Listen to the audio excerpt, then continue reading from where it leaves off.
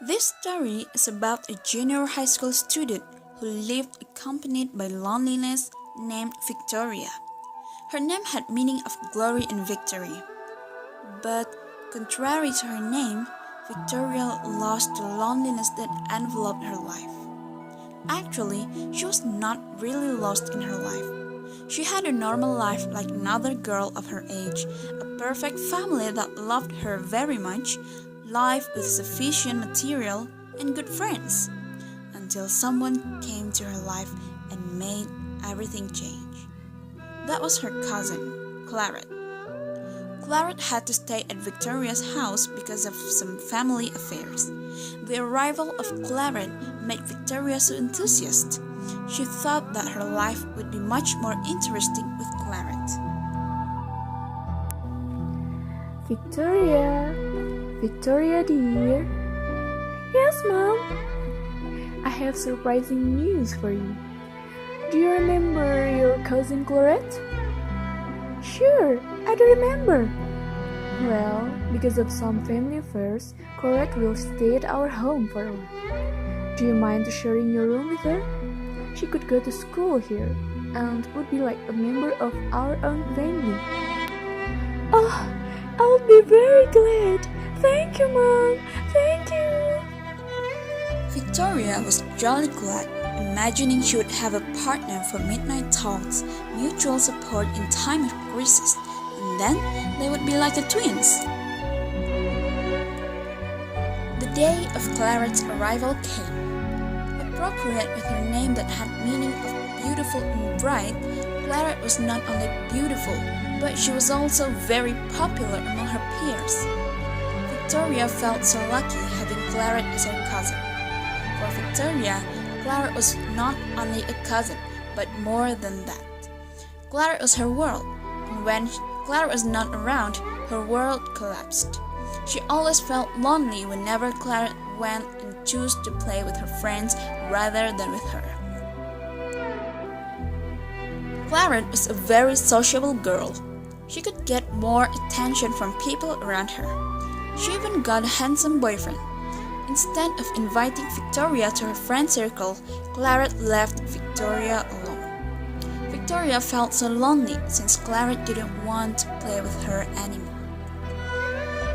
One day, Victoria went to the canteen. She saw Clarette and her friends there. Victoria tried to approach Clarette's table. She wanted to eat with Clarette and her friends, but Clarette drove Victoria out. Clarette tried to make excuses to make Victoria went away from her. Clarette told Victoria that if she wanted to go home together after school, Victoria should go back to her class and waited for Clarette there. Clarette also told Victoria that she had a surprise if she is willing to wait for Clarette in the classroom. When she heard that, Victoria was so happy. She went to her class right away and waited for Clarette there. Victoria waited for Clarette in her classroom as she was told before.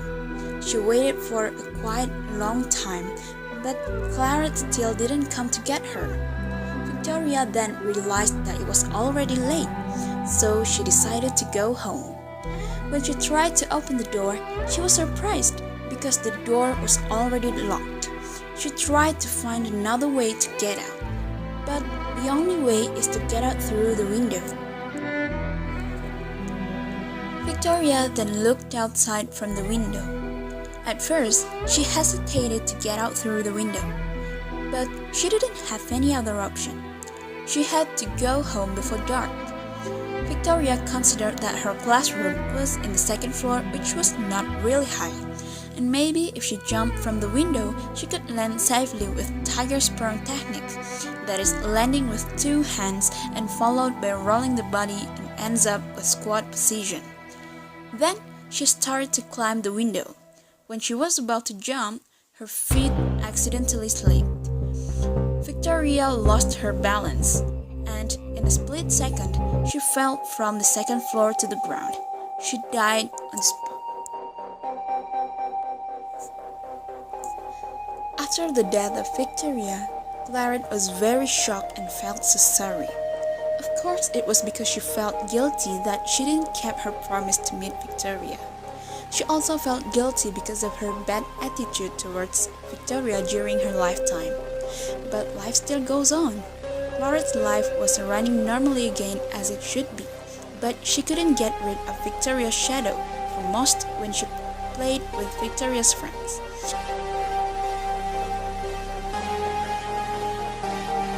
As a result, she didn't want to play with them anymore. One night, when she was sad thinking about Victoria's death that happened so sudden, she was surprised by someone who leaned on her shoulder. She looked to her arms, and there was bright hair like Victoria's. She screamed loudly, but actually it was just her hallucination. It was one of Victoria's friends who leaned on her shoulder. After that night, she chose to spend more of her time with her boyfriend. She also refused whenever her friends invited her to play, although she had promised them before.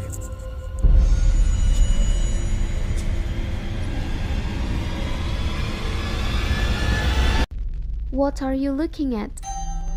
Victoria. She's Victoria? Yeah, she said that you should play with us too. But I have to go home and do my homework. Some other time then. Sure, I promised. Feeling weird to what they said, Clarette felt really scared. I am home. Finally, they are gone. They are kind of weird. The next day, when school was over, Clarette walked alone to her home. They are at it again. Oh, she really came! I really came? How could you know it? Victoria have said that. Sorry, I have to work today. But you promised. Yes, I did. I am really sorry. Clarette kept walking, but she realized that her life was haunted by something irrational and illogically weird. She tried not to have any thoughts about her friends, leaving them just like nothing happened. But after a while, she couldn't bear his mind anymore. She couldn't stop wondering. How did they know that I would be passing by? It's impossible if Victoria really told them like what they said. This is crazy. All she could do was just avoiding Victoria's friends as hard as she could be, and tried to make an excuse that she had work to be done, even though she hadn't planned to do that. She planned to meet her boyfriend instead. When she went back to her house, she found something that surprised her. I am exhausted. Victoria, let's play! Hey, what are you guys doing here? Is Victoria here? In my house? Yeah, she said she was going to her house. She's not here. Hey, isn't that Victoria?